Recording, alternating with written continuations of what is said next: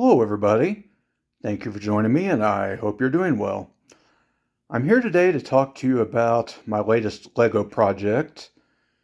Right here, this is a model of Neuschwanstein Castle in Germany. It's in the Bavarian Alps, actually. And one of my favorite things about it, as you can see, is that it looks like it was really built to accommodate the landscape. I'm sure it wasn't that simple. I'm sure there was probably some leveling and so forth that was done, but I like the effect anyway. I'll try to give you a little bit of the history of the actual building. I do not know much about this time or place, so assume that I am a liar. Do your own research on this before repeating anything I say. But it was commissioned by King Ludwig II of Bavaria in the mid-19th century. And it was really built to be kind of an artistic retreat. It wasn't meant to serve a functional military purpose.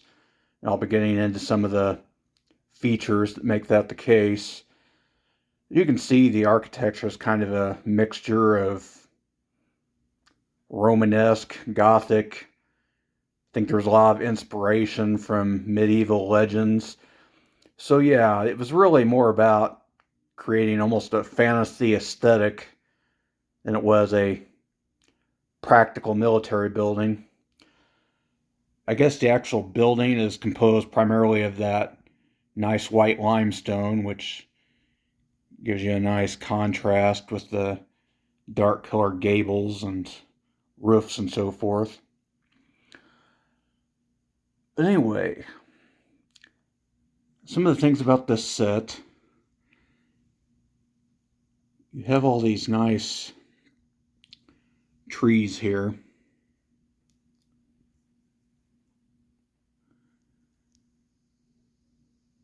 And it actually came with both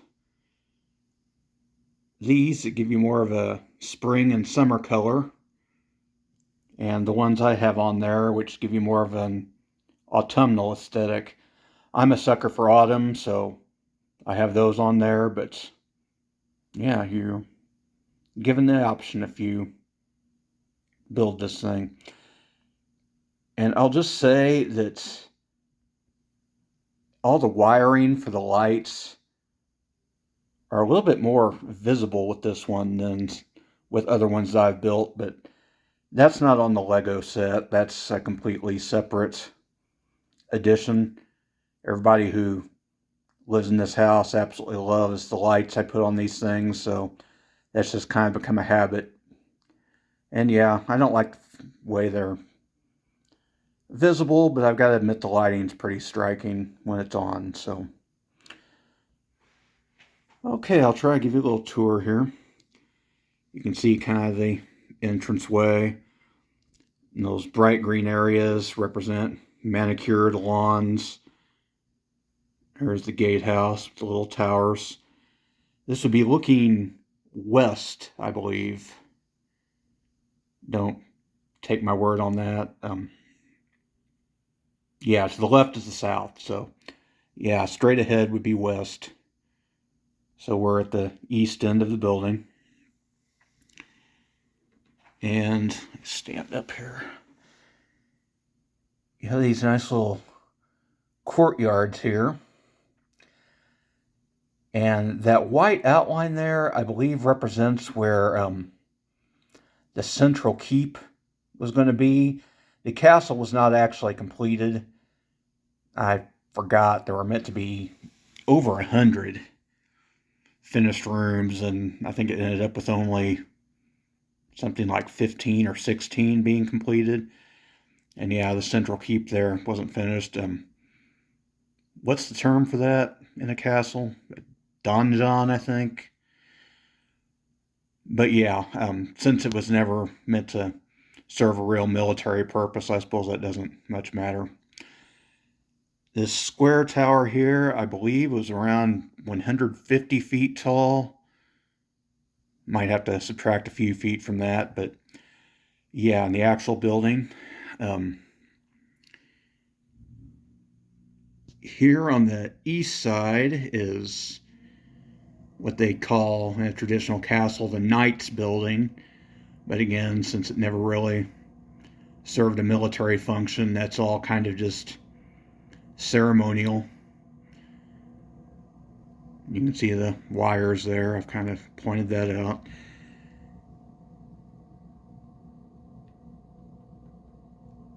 And here to the south is the Bower. That's kind of a private apartment. The stair tower to that building is kind of at an angle there.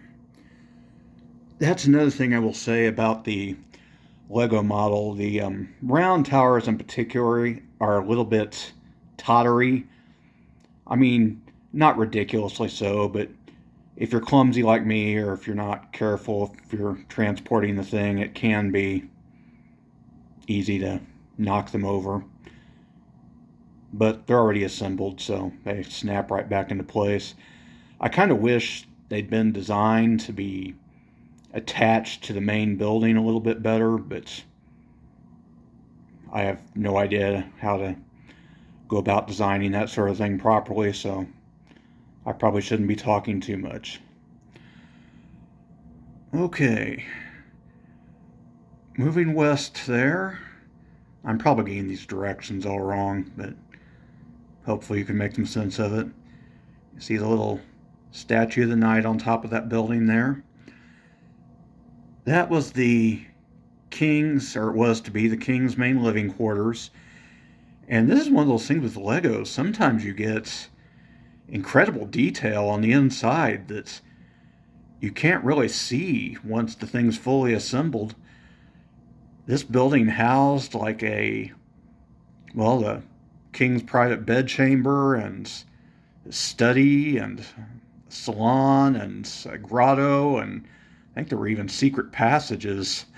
But yeah, you get a sense of all that stuff on the interior structures there, but like I said, you can't really see it now, and I'm not about to try to take this thing apart right now to show you. I'm afraid all those little pieces would start coming apart, and I just recently built it, so I just don't have the stomach for that.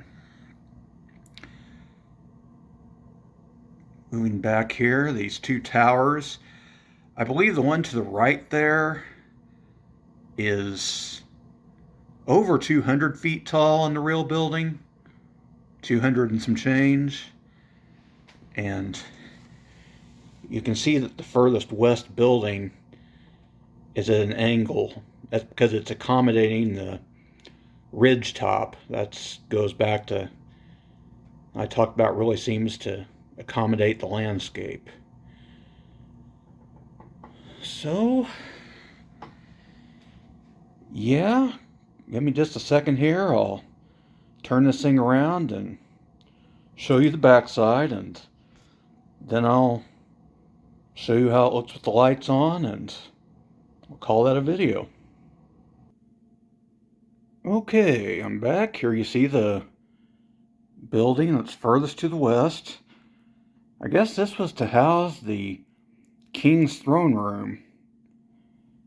And again, one of those things that there's a lot of detail on the inside. It's very Byzantine in style.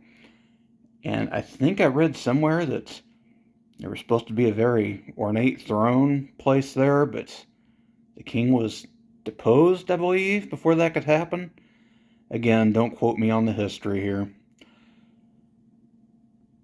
But yeah, just to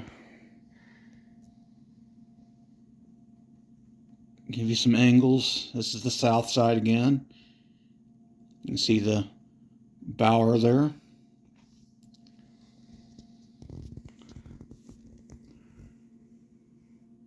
North side with the Knights building. Oh, neat little feature. I guess these little things are actually forks in a different Lego set, but they're using them for chimneys here. So, not sure how the chimneys on the actual structure look, but I thought that was kind of neat. Okay, I will show you how it looks with the lights on, and you can get on to better things here. Be right back. Okay, there's your lights. I think it looks pretty impressive. Almost makes up for all the visible wires. But I'll try to give you some different angles here. You can see the lights on the towers and along the ridge of the main building there.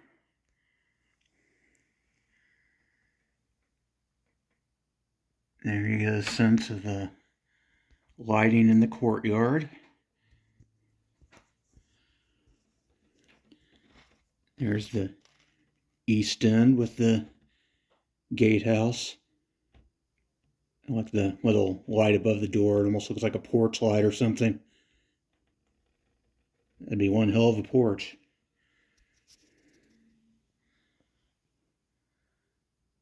I don't remember if I said or not, this is the west side of the building, I believe.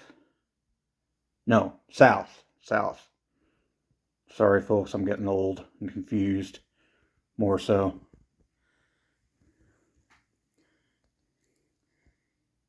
This is the west side.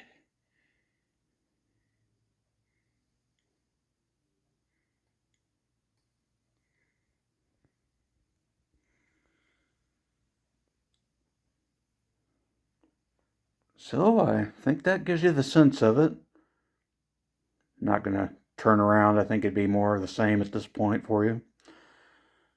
But yeah, there it is, the Lego Neuschwanstein Castle. I enjoyed it a lot. It's always a little bit, I don't know what's the word, trying in the middle when you're putting together all these tiny pieces, but it always seems worth it in the end. So yeah, thanks for sticking with me. Thanks for watching. Hope you're doing well. My next video should be more book focused, so that's what you're here for. Your wishes should come true next time. At least I hope so. But until then, take care. Later days.